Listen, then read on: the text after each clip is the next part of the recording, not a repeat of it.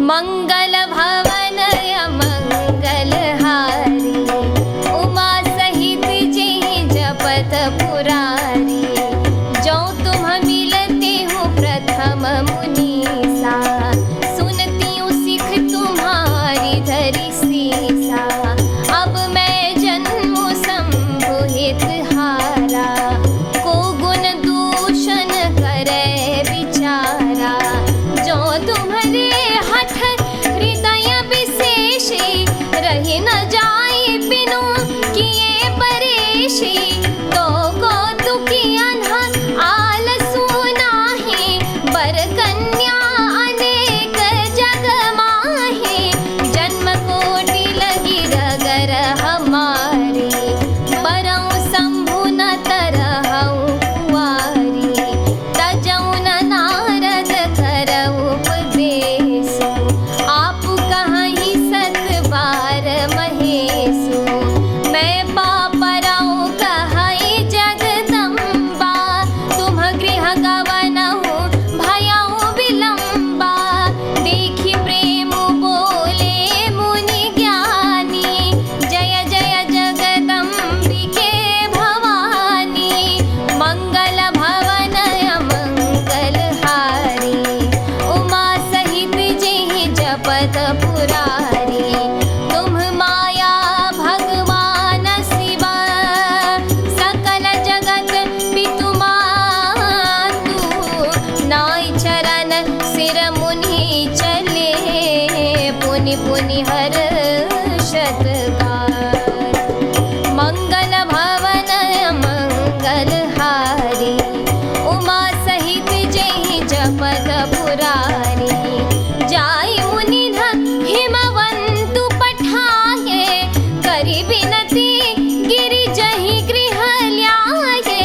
बहुरी सात ऋषि शिव पहि जाहि, कथा उमा के सकल सुनाहि।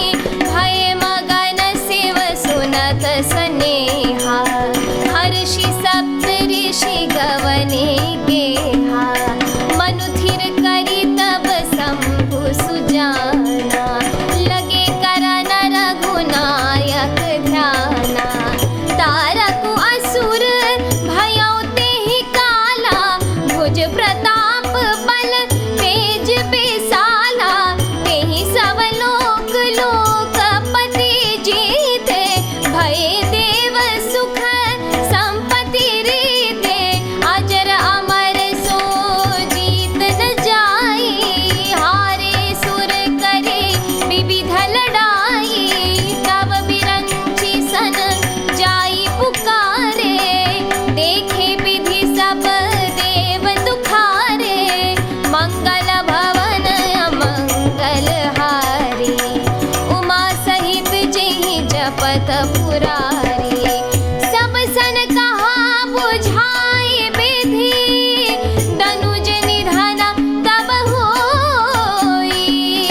शंभु शुक्र संभूत सुत, एहि जीतई रन सोई। मंगल भवन मंगलहारी, उमा सहित जी जपत पुरारी।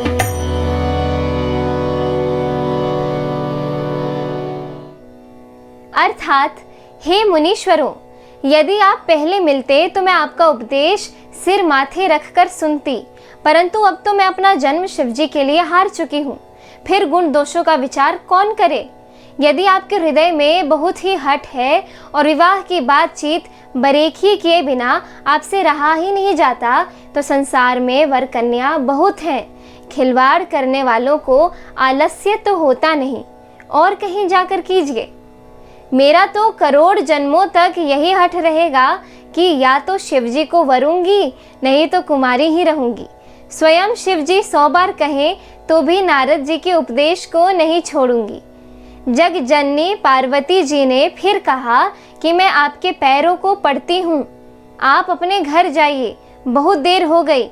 शिवजी में पार्वती का ऐसा प्रेम देखकर ज्ञानी मुनि बोले, हे जगजननी, हे भवानी, आपकी जय हो, जय हो। आप माया हैं और शिवजी भगवान हैं।